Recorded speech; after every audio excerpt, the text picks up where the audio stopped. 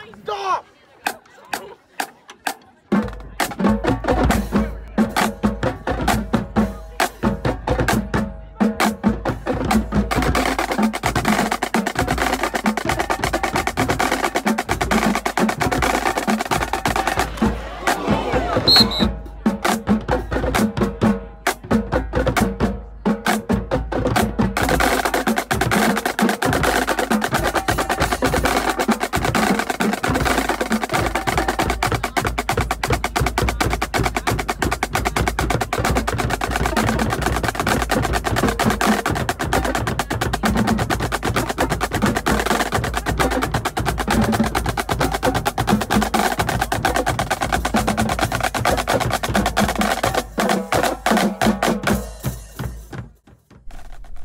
Hi, welcome again to Behind the Lines.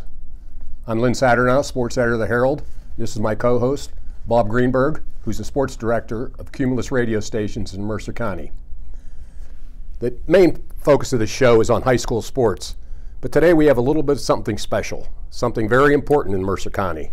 We're going to introduce the 2019 inductees to the Mercer County Hall of Fame, which is the oldest Hall of Fame in the world. Our banquet is on January 19th, and we're going to put in 10 new inductees and 1 posthumous inductee. What do you think, Bob? Always a great banquet. Well, there's no question, and I keep saying, Lynn, that it's the best and biggest night of the year. We cover a lot of great high school teams, and there's a lot of fantastic moments, but I still believe the night we induct the Hall of Fame class is the best sports night of the year in Mercer County. It's almost like the Academy Awards locally. It's just so important to everybody that's important in sports pretty much shows up for the event. And it's a night that we get to honor some of the greats, and a lot of counties and a lot of areas don't do this, and the Mercer County Hall of Fame has done a fantastic job for so many years. And it's a night that is, as you said, the spotlight's on our community and our local athletes, and it's a great thing to be part of. And in fact, our banquet is so good that other areas, when they're starting their Mercer County or starting their Hall of Fames, come to our banquet just to see how we do things. It is unique, and great speakers. Landy Fratteri has been the MC for over 3 decades, and we have it at the Park Inn Radisson in West Middlesex. It's a great venue. So if you've never been there, we encourage you to try to show up, and if not, we'll tell you all about it as we go through the next few months. Certainly, and of course the local MC is kind of a boob. Oh, well, Lynn. That's me, by the way. Hey, our first inductee, Gary Douglas, all-state basketball player for Kennedy Catholic, went on to a great career at Gannon. Super player, super kid. And I would say, one thing about Gary is the fact that showing my age is because we're getting to the point now where these are some of the players that I actually covered in the beginning of my career. And Gary had a wonderful career at Kennedy. Played with a team that got to the state championship game, one of the more infamous games of all time. That was the technical game everybody remembers. But Gary Douglas was a fantastic basketball player and had a wonderful career. One of the best pure shooters we've seen. Just a real smart player, point guard, tough kid, and this will be a big night for Gary for sure. Who else do we have going in, Bob? Next up is Joe Evans. Joe, another Sharon High grad, University of Buffalo. Played in the Dapper Dan Classic, West Penn All-Star team. Joe was another great basketball player, Lynn. Yeah, he went on and played at Buffalo, University of Buffalo. And he played in the great days of Section 3 when that was the height of basketball in this area back in the 50s, 60s, and just the early part of the 70s when Sharon and Farrell played with the Butlers and the Newcastles and the Aliquippas and the Ambridges, and those games were wars every day. And back when you had to actually earn your way into the playoffs. Exactly. Only one team went. And those were days where there were some great Sharon teams that didn't even make the playoffs because they had to be in the same section with Farrell. Yeah.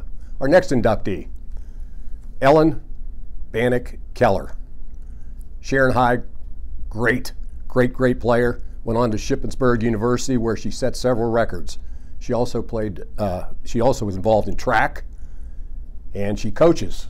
She's a great coach now in cross country and track. Yeah, Ellen's a lady that we've seen around the gyms and the courts and everywhere for many years, and knew all about her athletic ability, no question about it. Not a surprise that Ellen gets in, so congratulations to Ellen. Who's next, Bob? Next up is another player from the Valley here, James Leach out of Sharpsville High School, what a multi-sport athlete Jimmy was back in his day. Did a lot of running, also coached baseball, went to Grove City College, but this was another one of those great athletes from a big-time era at Sharpsville High School. Yeah, he was quite a player. And in those days, they had quite a few great players coming out of Sharpsville. Yeah, that was really a good group back in the back in the 70s, I believe, is when he played, and he was a fantastic player, and basketball player especially. I remember him more from that, but just an outstanding athlete, and we congrats to Jimmy Leach. Yeah, next up, Marty Maddox. Marty played basketball at Mercer High School, where he was all-state honorable mention in 1970. He played point guard, and he was on the 1971 District 10 championship team. He went on to Indiana University of Pennsylvania, where he was a 3-year starter. He led the team in assists all 3 years. Pretty good player. Marty was a great player. That's really a great sports family he came from, and playing at Mercer back in those days, Lynn, the glory years for Mercer High School basketball. They had so many amazing teams and runs, and Marty was part of that. And to go on to IUP to have a fantastic record-setting career there as well says a lot about how wonderful a basketball player Marty Maddox was. Next up, Jerry Missick out of Farrell High School, University of Cincinnati, baseball, basketball, track, 4-year letterman. This was a guy that did it all in, and his resume says everything you know about Jerry Missick. Yeah, he went on to the University of Cincinnati, where he was team captain. He led 4 years there. And he went on to coach for a long time. He even had a tryout with the New York Giants, but he was injured and he didn't make the team. Next up, Jerry Pacifico. Reynolds High School and Youngstown State. Tremendous linebacker, tremendous player. He wrestled. He was all-state and honorable mention in football. He was the MVP of the Keystone Football League, which was something back then. And he was a starting linebacker for 4 years at YSU and leading tackler on the team. He went on to coach football and has done a great job. Yeah, Jerry's another one that had an outstanding career in high school, and remember him fondly back when he played, and then going to YSU at that time. The glory years of YSU as well back when he was playing, and leading tackler in YSU history says it all. This was a tackling machine and just an outstanding football player from Reynolds High School.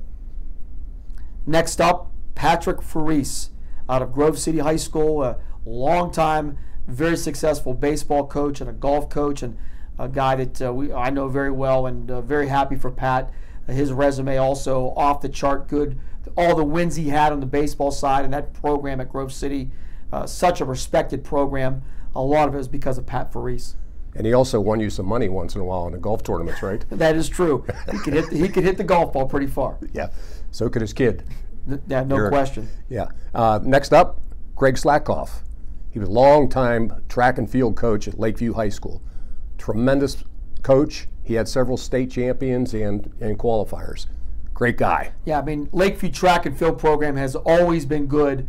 A lot of it is because of Greg Slatkoff. This is a guy that top of the line, very well respected in the track and field circles, and just his resume, the wins and losses, not many losses, the state qualifiers, and everything he has done is really putting Lakeview track and field on the map. Next up, Steve Riley out of Greenville High School, a state champion wrestler, one of the legendary wrestlers out of a legendary program, Lynn. Yeah, 2 years in a row he won state. And he was also a teammate with Norm Walker, who became a state champion. And they worked out together. In fact, I used to go up to Greenville once in a while and work out with both of them. And Steve was, and I believe Steve may have been one of the few, or I don't know if he was the first, but one of the few back-to-back state champions out of Mercer County. It had not happened very often when he did it, and kind of set the tone for that program. Just a great heavyweight wrestler, or upper heavyweight wrestler. Yeah. He was 185, wasn't he, Lynn? Or yeah, and then he wrestled heavyweight the last year. That's right. Him and Norm Walker were always, but yeah, this was a great wrestler from outstanding program. He was also a great football player. In fact, he had a football scholarship to West Virginia University, but he didn't stay in school long. He went to West Virginia. He also went to East Stroudsburg. Then he went into construction and became a multimillionaire, I believe. Owns an island, I think it is. Yeah, pretty nice. Got flooded out though at the last hurricane. That's what I hear. Good. Yeah, well, that's sad. We congrats Steve Riley from Greenville, another inductee to the class of 2019. Exactly. And our posthumous inductee this year is A.J. Janosko, one of the greatest volleyball players ever to come out of Farrell High School. He was All-State. The team won the WPL championship that year, and they finished second in the state. And I covered that game, and I'll never forget the loss in the last game. They had the lead by 3 or 4 points, and the other team came back and won it right at the end. And I mean, it was such a heartbreaker. And he went on to set records at George Mason University. Outstanding athlete. In fact, he was on a race car. His face was on a race car at one of the big racetracks this past year, which was pretty cool. Yeah, he tragically passed away, and AJ will be remembered for his great volleyball play, leading George Mason to the Final Four in the NCAA tournament, and his name is remembered fondly in this community. And tragic to see him pass away, but I know his family, I'm sure, will be very happy to see he will be honored at the Mercer County Hall of Fame banquet. Yeah, no doubt about it. Don't forget, January 19th, get your tickets from any of the board members, or get a hold of Matt Van Oy, assistant principal at Sharon High School. And we'll have more details about the Hall of Fame banquet and our speakers and all that as we get closer to the banquet in the next couple of weeks. Sure. Of course, Bob, this past weekend we saw some great football. It was highlighted, I think, by the District 10 Class AAA Championship, where Sharon defeated Grove City 23-6. It was an outcome that kind of surprised a lot of people, because not so much that Sharon won, but Grove City handled them first time around, 42-9. What'd you think on that? Yeah, it was one of the great games in the history of Sharon Tiger football, and I know Jim Wildman, who has won 11 District 10 championships. This was one that he will remember fondly. Not many people gave Sharon a chance. Grove City undefeated. They were the defending champs in 5A. They, as Jim Wildman said, Grove City embarrassed Sharon the first time, 42-9. And it was, you think about the 42-9, you have a chance to win, and give credit to the Sharon coaches and the players. After that loss, they kind of reset their goals and their focus. They worked very hard to improve their team and improve some of their deficits that they found they had in that first matchup. And it worked. I mean, they dominated defensively against a Grove City offense that was as good as any we've seen this year. And the Sharon Tiger passing game and running game all came up big in this battle. And of course, the offensive line, Hugh, I keep calling you Hugh. Yeah, thanks a lot. Hugh Ringer, of course, my longtime radio partner. But Lynn, the offensive defensive line played very well. I mean, I think that's the key for Sharon. They've always been a good team with talent, but the offensive line have stepped up their game and played their best game of the year. I think they found our identity too. They mix. They have such a great balance between the running game and the passing game. Lane Voidick, all-state quarterback, tremendous quarterback, great receivers. But now when they hand the ball to Jordan Wilson, he just pounds. What do you have? Over 70 carries in the last 2 games. And I think we saw Sharon early in the year. They, and the weather dictates this. They were a pass-first team, and they had a lot of success. But as the weather's turned and it's windier and colder, there's no question they're running the ball more. And to have a guy like Jordan Wilson, who one of the all-time greats in a program that has had a slew of all-time great running backs, it's a nice player to have at 230 pounds. Jordan Wilson really picking up his game. His best games of his career have been in the playoffs, and that says a lot about this young man. And the one thing about Sharon, there were 3 undefeated teams in Mercer County coming into the District 10 playoffs. Sharon beat 2 of them, Mercyhurst Prep and Grove City. Of course, Farrell being the 3rd. And give Sharon credit. I mean, they were underdogs, and we've known Jim Wildman for a long time. He's a guy and a coach that can find ways to motivate his team. He will find little comments or quotes or whatever it takes. He does the best at that I think I've seen in my career. And you knew he had a field day with nobody giving Sharon a chance, everybody picking Grove City to win. And I think it was just a case where the stars were lined up. Sharon came out and played their best game of the year, and now they have a legitimate shot to make a run here to go to Hershey. Exactly. But nothing against Grove City. Great year. Congratulations to that team. They have 16 seniors that are moving on. Brady Callahan, fantastic. Tyler Greer, great line. Logan Lutz, tremendous athletes. Yeah, and I think that's, you look at Grove City and what Sam Mowry has done. It's that's one of the sad parts of what we do, is because teams eventually lose. And for where they were, Sam Mowry had 3 wins in his first 2 years to 32 wins the last 3 years, 3 District 10 finals, 1 championship. Grove City program's in good shape right now. They're in good hands, and we expect that program to be on the top for a long time to come. Now I think we have to give a Golden Shovel Award. Ed Farrell from the Herald was over shoveling the sidelines at the game to get the snow out of the way. First he shoveled the Sharon sidelines, and as he was finishing that up, one of the Grove City coaches made a joke, "Hey, how come you're going to do their sideline and not ours?" And so Ed, the Herald assistant sports editor, went to the other side and shoveled off that side. About 45 minutes, I guess, he was working. And I assume he's now on a week-long disability? Well, no, I have him doing my driveway at home. I wish. Sharon's going to take on Bald Eagle area at Mansion Park at 1 o'clock on Saturday. They beat Bedford pretty handily, 35-15. They had this quarterback, Jaden Jones, completed 12 of 16 passes for 197 yards and 4 touchdowns. It's going to be kind of similar to Brady Callahan, maybe, the defense. Bald Eagle area is a good team, so there's no question it's going to be a challenge. I talked to Jim Wildman on Monday, and a couple interesting twists to this game is the last time he coached the game at Mansion Park was his final game of his first tenure. They lost to Bishop McCourt in the Pittaway State quarterfinals, and then he retired after that, but he has come back now. Of course, other memories at Mansion Park weren't very good for Sharon, losing to Berwick twice in the state finals, but I think Sharon has a real good chance in this game. There's no question in my mind. You could feel something in this program, the way they're playing, and with all that talent there and size and skill, I think Bald Eagle area will go in that game as underdogs. The confidence level is so high for Sharon right now, and it should be by the teams that they've beaten so far. Oh yeah, and 2 state-ranked teams. Their coaching staff has done a wonderful job. And, a lot of people talk about it's always about the athletes, and if you have the athletes, you can win, and that's true. But you saw what Sharon did this past weekend. It tells you what a great coaching staff can do as well. And Bob, you interviewed Coach Jim Wildman after the game. Let's take a look.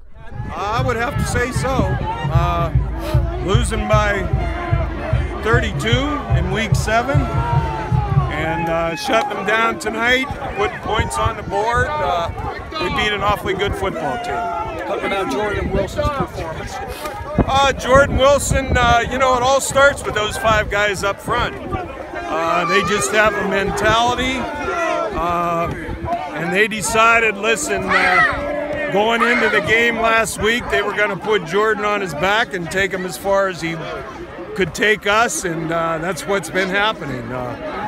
I would say, first of all, this all starts with 3 Schneiders, Dungy, Phillips, Powell, Schweiss.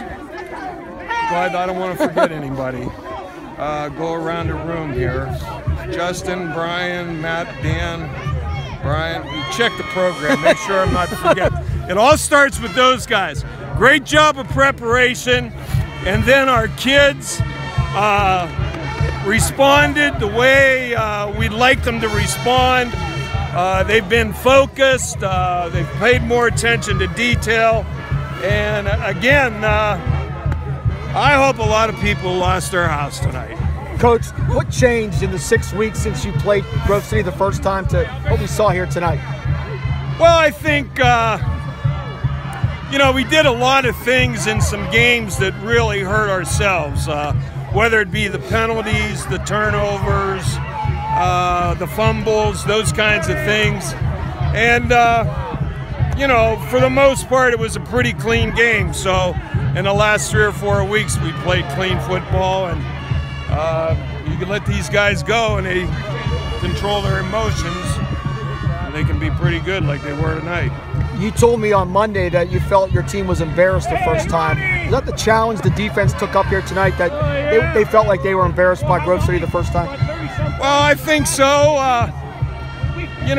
We read a little bit of Ed's article to them when they mentioned intimidation twice in the same paragraph, and we said, maybe they are a little bit, I don't know, but maybe it's in their head.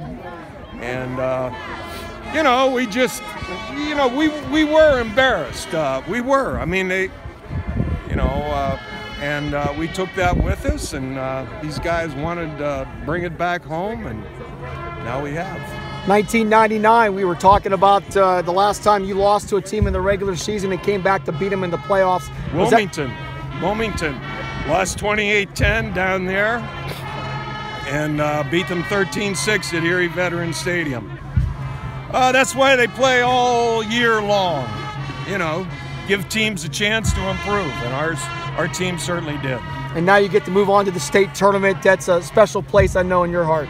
Oh, absolutely. You know, getting to the finals twice and getting close last year. I mean, we were close a few times, but might have to go to Altoona Sunday for a 7 o'clock game.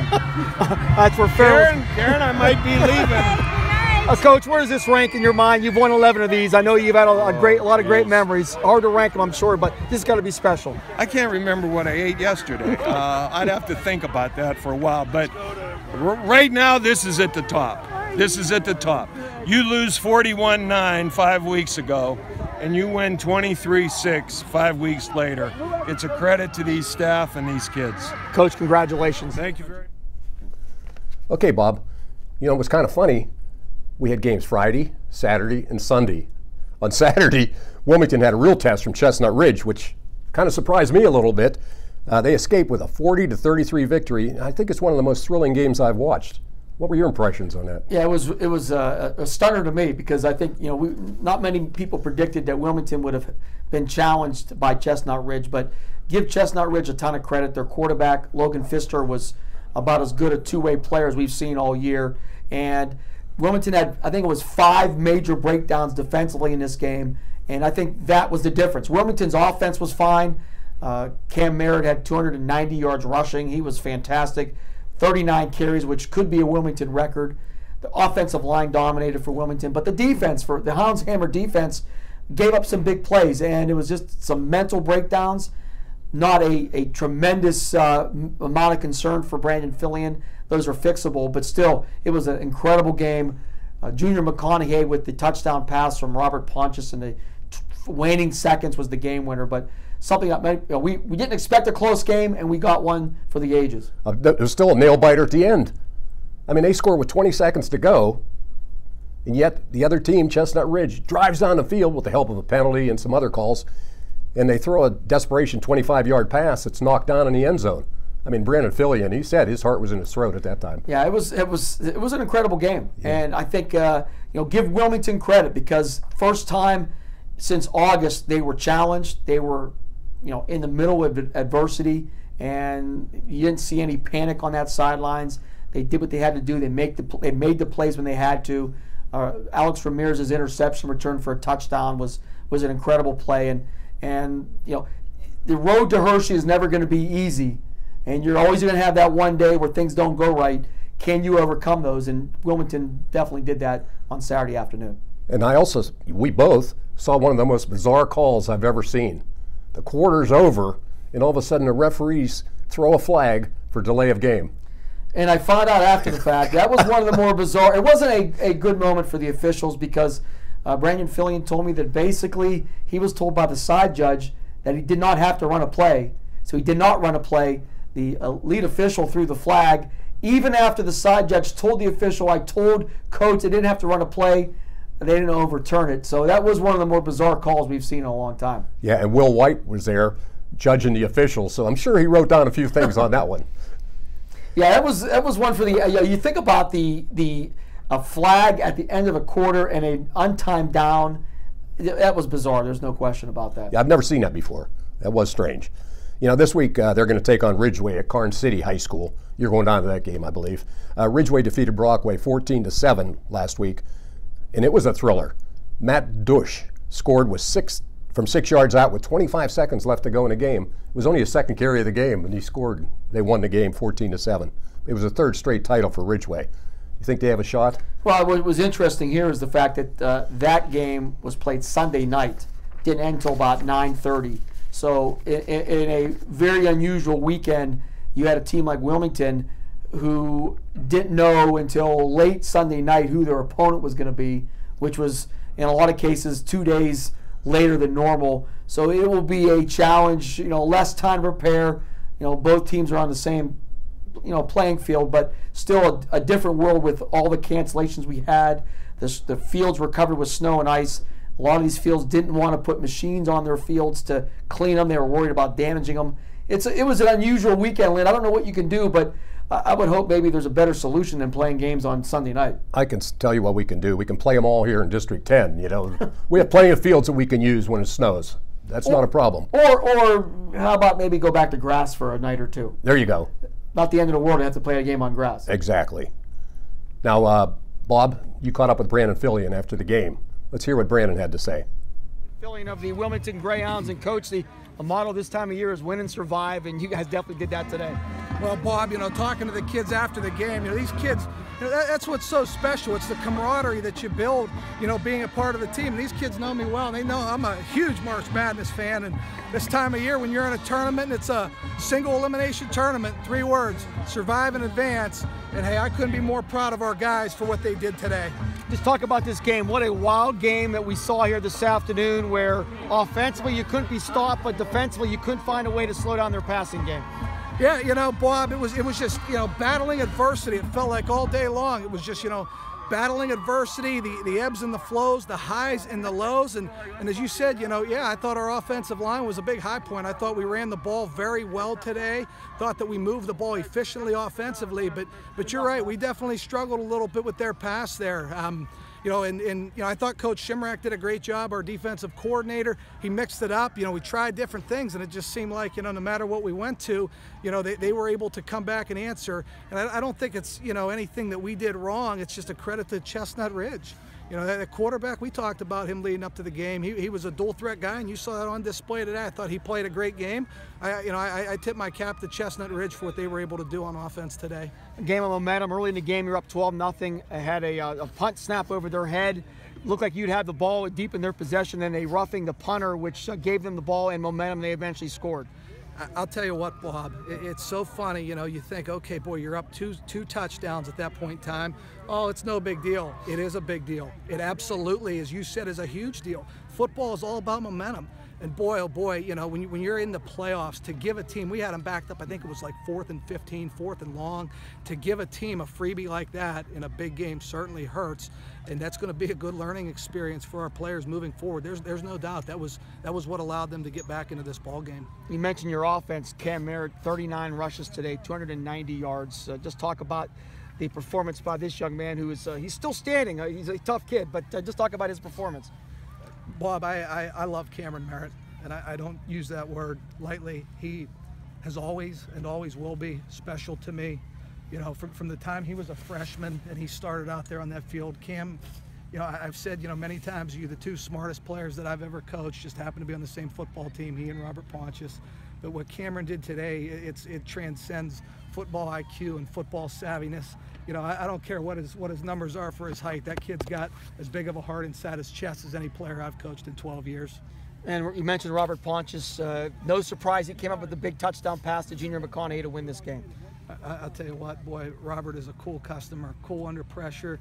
You know, he stays the course. He is rock solid, you know, and had a great feeling with him rolling out there. You know, we tried to give him a run pass option, kind of a play on a bootleg. Hey, if they're covered up, Robert, go ahead and run. We had all 3 timeouts, so, you know, we knew at that point in time wasn't going to be an issue. We could take our timeouts after first down and still get 3 more shots to the end zone, you know, had we needed to do that. But boy, I'll tell you what, Robert might have saved a few years on my life by getting it done on first down. And your hair. Obviously, a couple kicks today hurt, missing extra points and field goals, which obviously would have been huge here in this game.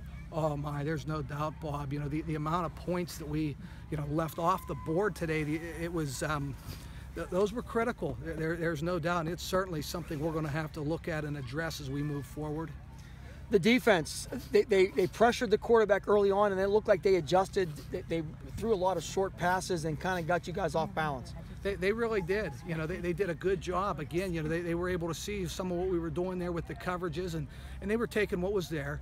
You know, but we have a philosophy defensively. Hey, we get it from Dick LeBeau. We want to make them keep snapping the football. You know, and our hope is, hey, if they have to keep snapping the football and sustain a drive on us, that somewhere along the way our defense is going to make a big play. The problem, I think, today, though, is they were taking, you know, what was there, those short passes, but in some cases they were turning them into big plays. And limiting the big plays is something we preach all the time. It's something that we're going to review the film with the boys, and something we certainly have to clean up as we head into the state quarterfinal. And we talk about the short passes. The one that didn't work was the one that Alex Ramirez stepped in front of play of the game. I'll tell you what, Alex Ramirez, you know, we talk a lot about our skilled people, but I'm going to tell you right now, Alex Ramirez is a special, special young man. His character, the person that he is, the discipline in his life, it's the discipline in his life that you saw on the football field. He's one of the most disciplined players I've ever coached.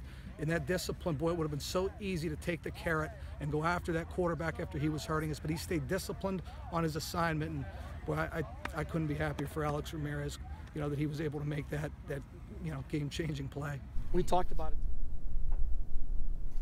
And how about the journey for Farrell? You know, we were talking about the shifts because of the weather. They were supposed to play Friday night, then they were supposed to play Saturday night. Then it was moved to 2 o'clock Sunday, then they decided to move to 3 o'clock Sunday. You know, but I guess it didn't hurt the Steelers very much as they rock shade 56-8.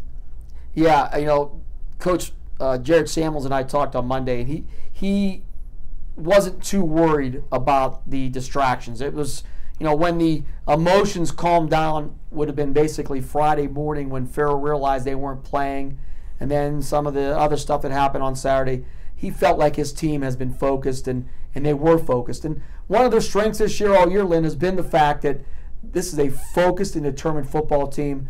Will not allow any distractions like this to get in their way, and they went down and put on an absolute show at Mansion Park. Yeah, I think you're right there. You know, sometimes when you have so many talented players, they might lose a little bit of focus or overlook things. They're not. I mean, they're just taking it to whoever they play. They were ahead 56-8 at halftime against his Shade team, which is a pretty solid team. They have a great quarterback. But he had no time to pass. He was buried a few times. And how about the second half, where they reduced the time? Yeah, 8-minute quarters and the Mercy rule, which is, you know, in the PWA eyes, maybe not the best thing to do. They don't even allow it, I don't think. They're not really fond of that, but I think in this case, it was probably the smart move. I don't think Farrell would have complained just because they wanted kids to get out of there safe, and it allowed their starters to get on the sidelines, and a guy like Christian Lewis breaking the school's single-season rushing record that was held by Lorenzo Styles. The former pro. Former Super Bowl champion. So, I mean, Christian Lewis is one of those great stories. A year ago, had a fantastic junior season, did not make the All-State team inexplicably.